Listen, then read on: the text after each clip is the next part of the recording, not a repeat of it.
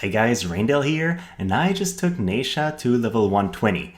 I was really eager for her release. I've been waiting for that for a while. And so today, I immediately took her into Arena to see how she fares against those meta units, right? Can she take their attacks and how long can she survive? Because she's a tank. And so I wanted to make a video out of it. It's my early test. Today is not about can we make an OP team that wins every combat. Today is more about showing a team where she will have a chance to tank, right? I could take her with a bunch of level 120 top tier attackers, kill all the enemies before they get the chance to attack, but then how am I going to show how much she can tank? And so instead, I'm taking her in combat with Rosa and Tidus. Tidus is a top tier attacker, but we're not going to have all the offensive tools that she can have. And then Rosa will be there because she's a pretty good single target attacker, but not one that deals as much damage as, for example, level 120 Tidus, right? So that should give Nasha the chance to receive quite a few hits before we win the fights or perhaps lose. So that's our plan. And overall, Nasha's there to maintain hate and survive. Rosa's there to deal single target damage and possibly one-shot squishier characters. And Tidus is there to fight the tankier characters because she has defense penetration and she's the only one on our team with defense penetration. She's also the only one that can fight King Mont. And as per usual, at the end of the video, I will show my builds for all of those characters. And then these are characters that I have built into other showcases previously. So I'll put links to their specific showcases in the description below if you want to learn more about building these characters. So if you guys are like me, I know you want blood, let's go into combat. Okay, so 120 Tidus, Yuna, and Tidus. That'll be a pretty good test because Tidus has some defense penetration, tons of damage, and then Yuna as well. I'm not expecting a win because I don't think we'll be able to take them down. They are a pretty tanky bunch with Yuna on top, and then Nasha doesn't really provide much damage. And Rosa is not the highest damage dealer either. I could replace her with an EX unit for more performance, I think. But I'm also having fun playing non-optimal units once in a while. So here we go. Rosa has her accuracy buff, so I'm not expecting her to miss any of our enemies. Then the enemy Tidus has a ton of mobility with this setup, which is pretty interesting. She'll be in range to hit us very early on. And then they are set up so that Yuna does not use re-raise. That's very interesting. Perhaps they're planning to fight some Gilgamesh. Ice Crystal Arrow does half of Tidus' HP, but we're now in range for him to one-shot Rosa in exchange. So it's definitely not a great position to be in. Let's see what he does, though. Nope, he can't reach, so he goes back for the cheer. That's very good for us. Now, I do believe that Nasha will be in range to use Taunting Blade, so she will have hate and will be in a very good position. There we go. So she misses, doesn't matter, she's there for the hate more than anything else. Then Ice Crystal Arrow does 4200 on Yuna, and she doesn't get Aeon Bond, so she'll go back to healing. But we all grouped, so half our team is confused. Fortunately, that hit didn't do much on us, so at least we didn't lose that much HP. We almost take out Tidus, but everybody's confused, so not a very good scenario. And then I'm not sure what the enemy Tidus is doing. He seems to be running around. I guess he wasn't in range, but that feels a little bit weird.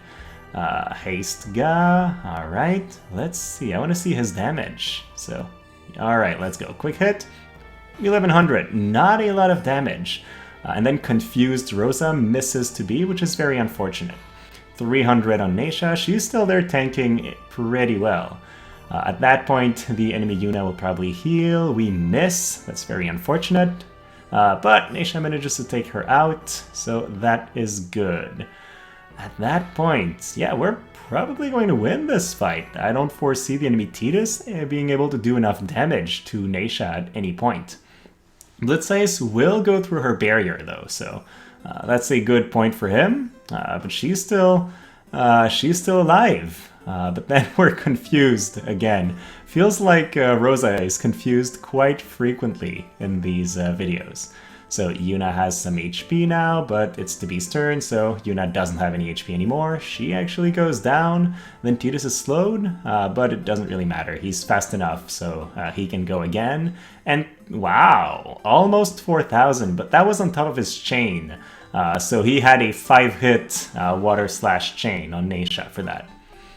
Okay, we won apparently. Pretty good. Alright, similar matchup. Auron, Yuna, Tobi. Lots of Tobi in Arena this week. And Rosa is both a good and a bad character to counter the enemy Tobi, because she has a lot of Man-Eater, so that's not good, but she is also an ice unit with pretty heavy hitting ice attacks and guaranteed hits. So yeah, if only Tobi was a man type, Rosa would be a great counter for her. But as it stands, she can't one-shot Tobi. She can only two-shot her. So I feel like that doesn't make her as good a character against her. But here we go. Extra accuracy. Our Tobi has bells, so she's ready to do some damage. And then the enemy Tobi goes for the defense, so that's interesting. That means we'll probably win a prolongated fight, but in a short fight, they definitely have the advantage. So we have our barrier on Nasha, she's ready to tank a couple hits, and re-raise goes on Auron this time. That's pretty scary for us. I definitely want to kill the Auron quickly so that he can't generate much AP. But he'll have at least one more turn of bells before anything else happens. So we take away half of the enemy Tobi's HP, and then we might lose our Tobi here. Yup, we do. So the Impaler dealing 6,000 damage is pretty impressive. At that point, we know we've lost the fight, but we'll be able to see how much damage Nasha can take, which is pretty good.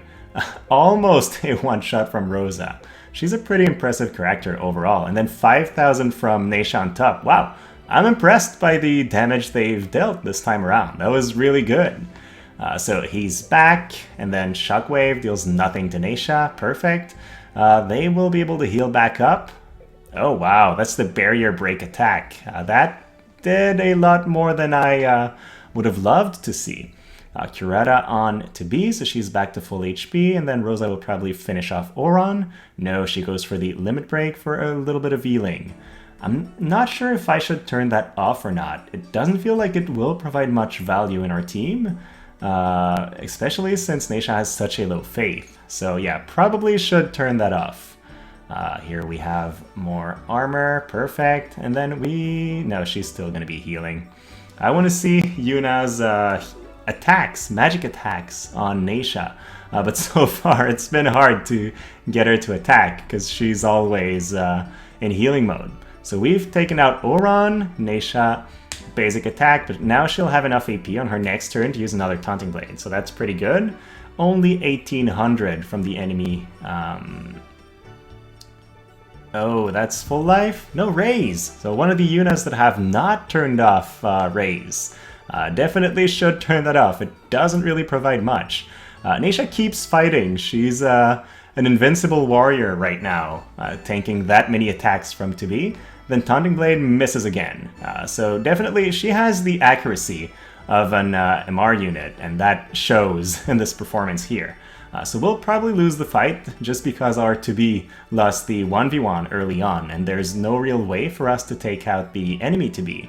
But it's still been an interesting match, and definitely in terms of tanking, our MR unit provided a lot. Oh wow, is it going to be a draw just because we touched a couple attacks? It is. Alright, fair enough. Okay, I finally want to try the to see the amount of damage that our Nasha will take against magical attacks. So let's go against a team that has mainly magical attacks. They are also wind characters, so we have the type advantage against them. So I'm not expecting her to go down in this fight at all. Let's see how it goes. And then also that might go to show you how Rosa can be used to fight Halloween Little Leela, if that's the matchup you were wondering about. Against wind units, Rosa is a monster. She takes them out very easily, with the exception of Tobi, like I said earlier, because Tobi is not a human, and so she doesn't, Rosa doesn't benefit from all the Man-Eater she has in her kit. So let's go. We have Guardian Wall, we're ready to tank attacks. And now Rosa's not in range for anybody, so that's not great. Revitalize procs, and for a short while we have the enemy team has a window of opportunity where Nasha does not have hate yet. So we might see lots of damage from Howlett. But he just misses, so that was not a lot of damage. Taunting Blade back to him. 3300 is very decent from our MR tank. And then Surefire Shot just takes out Halloween Little Leela. I hope Howlett survives long enough to deal damage. He does not. So I guess we won't get to see magical damage from these guys. The enemy to beat targets ours. Considering the setup they have mainly evasion. I don't think they'll have enough damage to take her out in one hit. They do not. Okay, then we have almost half of Tobee's HP. The whole reason Rosa's on our team here is so we can fight Tobee more easily, so that was pretty good. And then our Tobee misses. Not surprising considering how much evasion they have on their kit. Enemy Tobee does 600 to Nasha. That's almost nothing. But we have Sentinel on, so that might not be a fair moment to measure it. Rosa takes Tobee out, and we are good to go. Alright, this time Gilgamesh, King Mont, and Tobee. Let's see how that team performs.